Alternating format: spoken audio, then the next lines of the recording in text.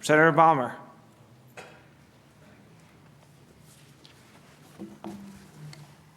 Senator Balmer. Thank you, Mr. Speaker. Well, members, I remember when I served in Afghanistan, we had ceremonies on the tarmac in Kandahar. We had ceremonies where we stood at attention and the chaplain would say a prayer. And after the chaplain finished, sometimes we just stood there in silence. And then the taps were played, and then they were loaded on the C-17s. Those were some of the saddest moments in my life, and I remember them all the time. I hope that you have had the opportunity to attend a military funeral. I've attended a number of them. I think it's important that you look into the eyes of a mother. You will experience her abject sorrow. Imagine the mother's heart. Go back about 20 years, because most of these soldiers that are killed are 19, 20, 21, 22 years old. So you go back 2 decades, and that mother was delivering that little boy in the delivery room at a hospital. The father was holding the little baby boy, very proud day, and all the way through their life, they've held that precious child.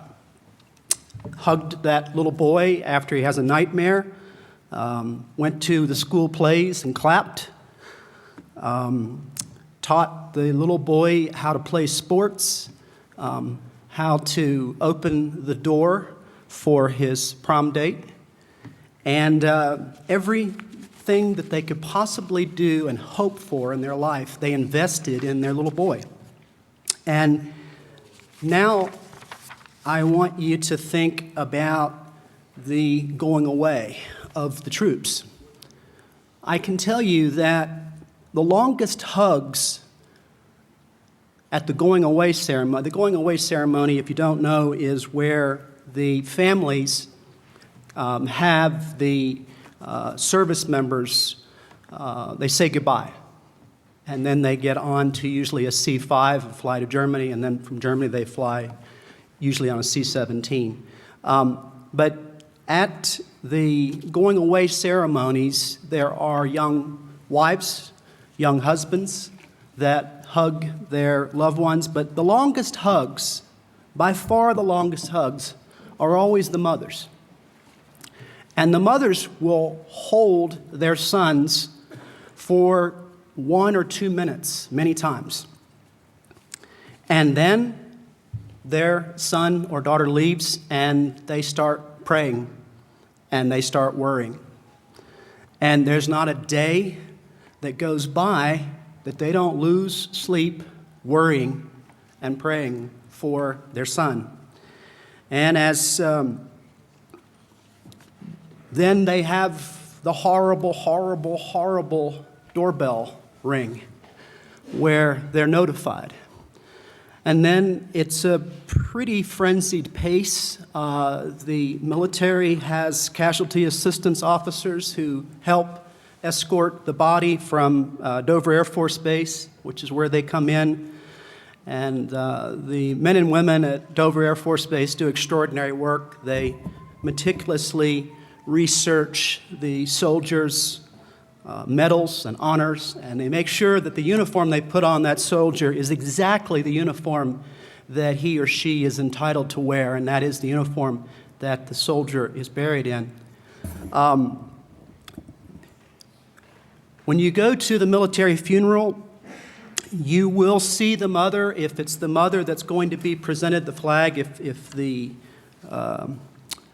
it's a son, if he's married, then it's going to be presented to his wife. The officer or NCO, it's usually an officer, the ones that I've seen, goes down on one knee to present the flag to the mother. And he says, on behalf of the President of the United States, the Secretary of the Army, and a grateful nation, please accept this flag as a symbol of our appreciation. And so we've gone from the mother's giving birth to the mother's long 1-minute hug to all the sleepless nights, and now she's holding a flag. She will never get over it.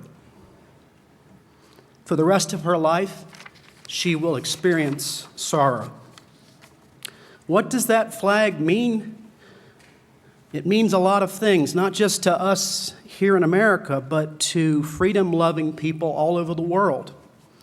I remember during my deployment to Bosnia back in 1996, we were in a village where the Serbs and the Croats had been fighting each other bitterly. And we had been there for about 2 weeks as peacekeepers in the zone of separation, 4-mile zone of separation between the two warring factions. And I remember a Croatian woman said something to us, and I didn't understand what she said, so the translator told me. And she said that she slept well last night because the Americans are here and we're safe now. And it was kind of a feeling of pride, but also just, wow, we really represent something that is much bigger than we realize. For a lot of people in the world, freedom is just the absence of war. Peace is just the absence of war. What about freedom here in the United States? What does it mean?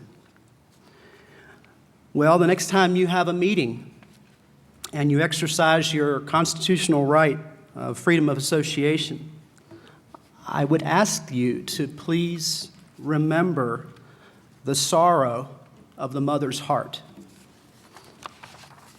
The next time you attend church or synagogue, please remember the sorrow of that mother's heart.